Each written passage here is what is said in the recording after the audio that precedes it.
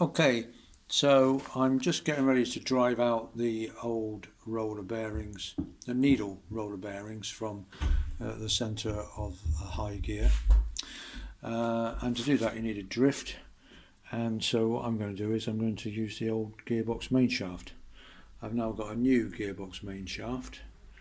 I could probably, to be honest, even if I was going to reuse the main shaft, I might get away with it. I'm not holding that in the vice, I'm not crushing it, otherwise I'd have soft jaws in it. I'm just there resting on it so I can knock it down. So what I'm going to do is I'm going to have a go at heating. I'm going to give it a gentle heat. Of course, the problem with this heater is that they're the same metal, or if anything, the bearing will expand faster than the gear. But I'm going to heat the outside of the gear and then just knock those out. Of course, I'm not that worried about if they get damaged because they're the old ones. I'm pressing them out. But in my case, I would like to see inspect the old bearing that's jammed, which is this bottom one, to see exactly why it was jammed, so I don't want to destroy it too much. Right, so I'm going to heat it up, then insert the old main shaft and see if I can just tap the needle roller bearings out.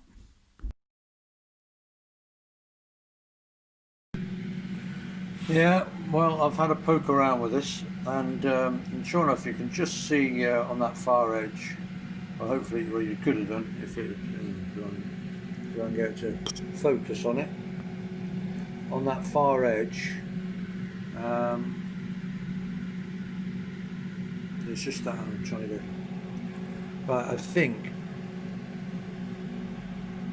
okay, I've had a play about, and as you can see, hopefully, on that, just on where it says USA, there's just a little dent there on the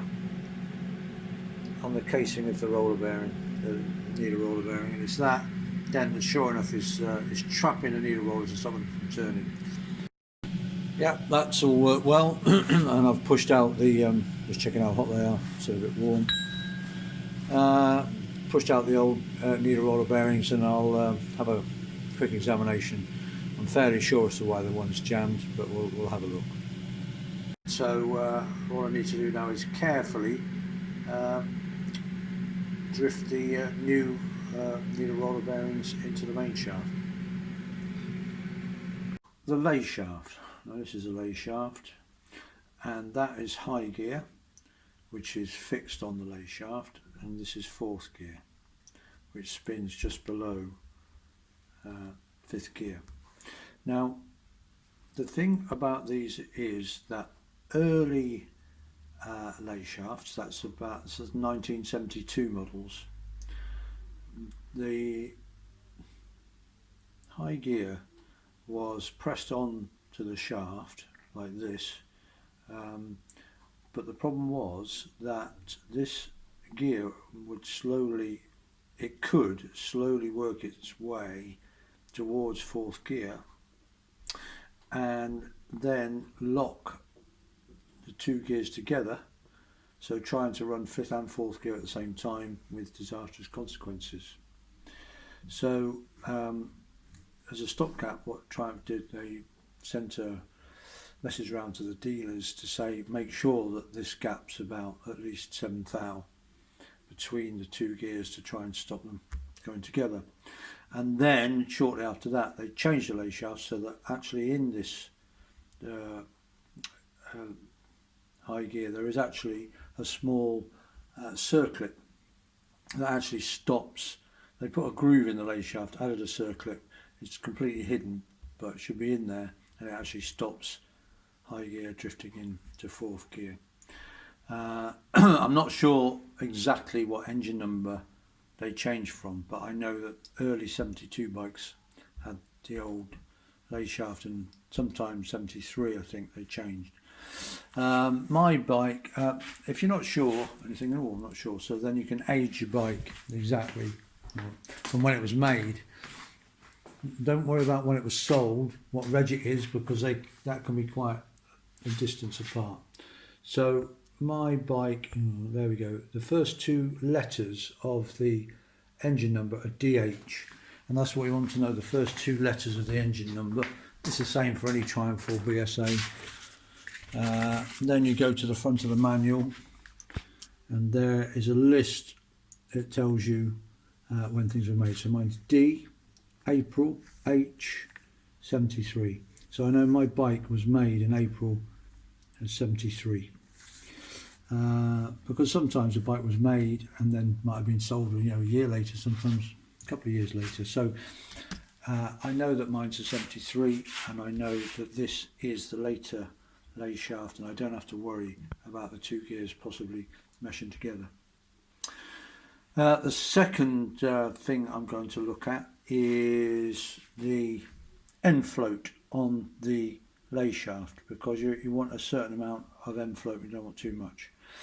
So how do you measure end float? Well, the first thing I'm going to do is I'm going to assemble all the gears on the lay shaft and then measure the overall length, and that'll give me a rough idea, because the legendary Phil Pick, in one of his articles about the 5-speed gearboxes, gives an overall length. I think it's 4.907 is the length he recommends there should be between the two end gears. Well, it's the fifth gear and the dog on the end. There should be, I think it's 4.907 is the length. And then what I'm going to do is I shall then put the lay shaft into the empty gearbox, put the inner case back on, and measure the actual end float. If that's excessive, I can get a thicker thrust washer made up to go on the outside end, on the inner side of the gearbox. So if I've got too much end float, then I will replace this thrust washer here with a thicker thrust washer to reduce the end float.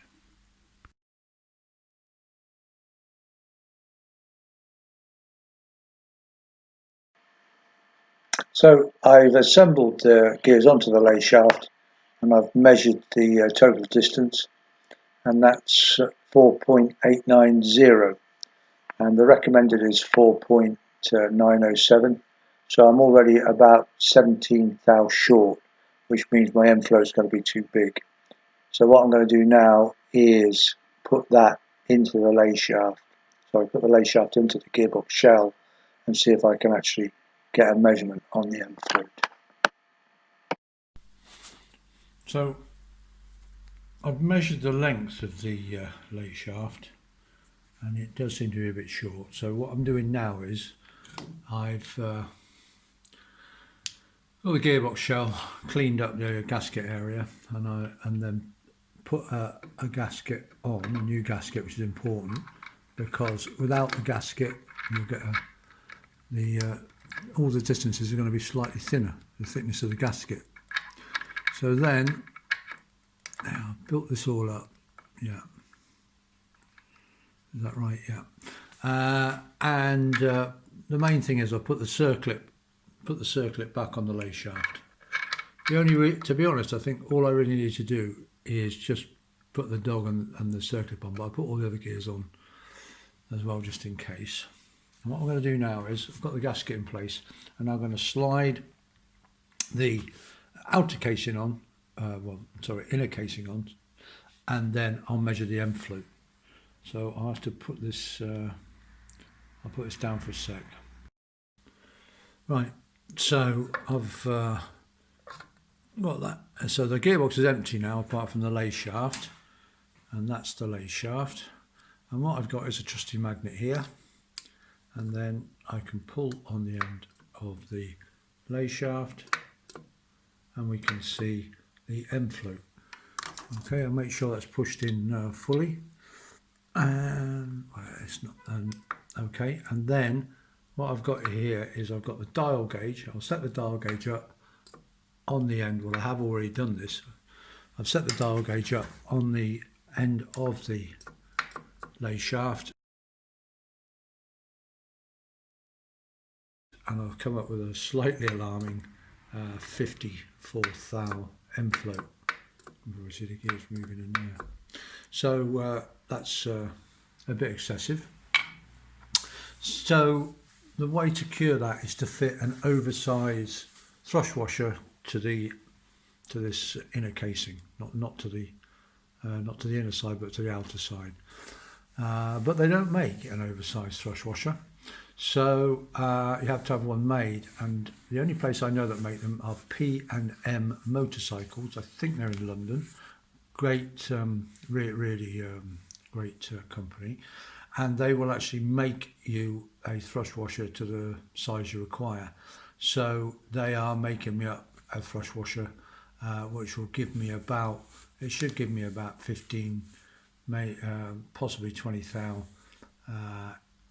endfloat, because I'm measuring it for a start without anything in the gearbox, and apparently it can tighten up a bit, you know, when all the gears are selected and so on. So you don't want to overdo it, but 50 thou is perhaps a bit excessive. So that's what's happening.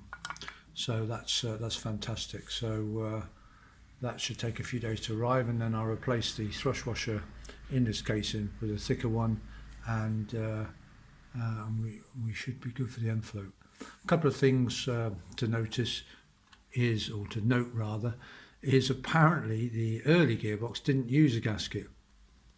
They were just metal on metal, and so using the later gearboxes, they tend to have extra, slightly more endfloat, because of course there's a gasket which moves the casing just that bit further apart.